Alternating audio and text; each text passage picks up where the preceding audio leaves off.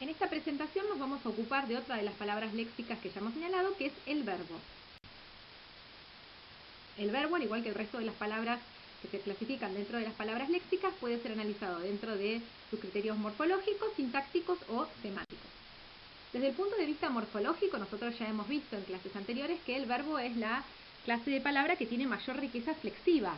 ¿Por qué? Porque se puede marcar en su desinencia, tiempo, modo, aspecto, número y persona, que es una actividad que ya hemos hecho en las clases de morfología. También dentro del criterio morfológico los verbos se clasifican en regulares, irregulares y defectivos. ¿Qué son los verbos regulares? Los verbos regulares son los que se ajustan a los modelos de conjugación. ¿Cuáles son los modelos de conjugación? Los modelos de amar, temer y partir que aparecen en todas las gramáticas. Les recomiendo que estudien esos modelos, que los sepan, que puedan reconocer los tiempos y los modos, que ya lo hicieron para la clase de morfología, pero que vuelvan sobre ellos porque es muy importante a los efectos después de la sintaxis tener en claro los modelos de conjugación. Entonces, los regulares, los verbos regulares, son los que se ajustan a esos modelos de conjugación. Por ejemplo, amar, si yo sé la conjugación del verbo amar, voy a saber que caminar se va a conjugar de la misma manera. Ambos terminan en ar, es de la primera conjugación. De la segunda conjugación tengo temer, conozco la conjugación del verbo temer.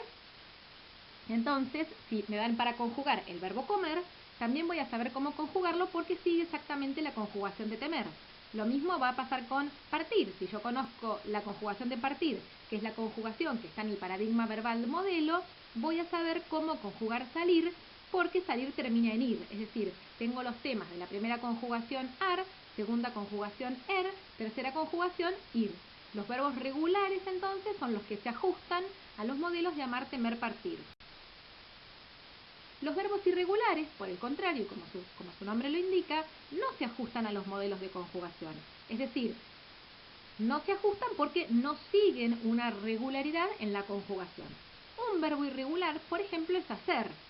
Yo digo hice y digo haré. Entonces, si nosotros miramos la raíz, vemos que hay una irregularidad, ¿sí? Hay irregularidades de distinto tipo que nosotros no vamos a abordar en la materia, pero que tienen que ver con irregularidades en la raíz, irregularidades con la vocal, la diptongación, etc. Podrán ustedes después profundizar en alguna de las gramáticas citadas como referencia en el programa. Y los verbos defectivos son aquellos verbos que no poseen todas las formas en su conjugación.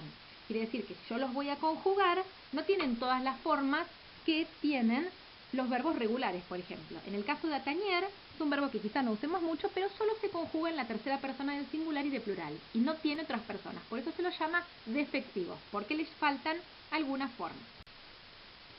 Desde el punto de vista sintáctico, el verbo, como el resto de las clases de palabras que venimos viendo, va a ser el núcleo del sintagma verbal y por lo tanto el núcleo del predicado desde el punto de vista oracional. Si yo tengo la oración, el perro tiene pulgas va a ser el sintagma verbal. Tiene es el núcleo y tiene es un verbo. Dentro del criterio sintáctico, los verbos se clasifican en transitivos, intransitivos y transitivos y copulativos. Simplemente en este caso nosotros mencionamos esta clasificación. Por ejemplo, los verbos transitivos son los verbos que necesitan un complemento, los verbos intransitivos son los que no necesitan un complemento. Así, con el resto de la clasificación, la mencionamos porque la vamos a abordar en otras de las unidades.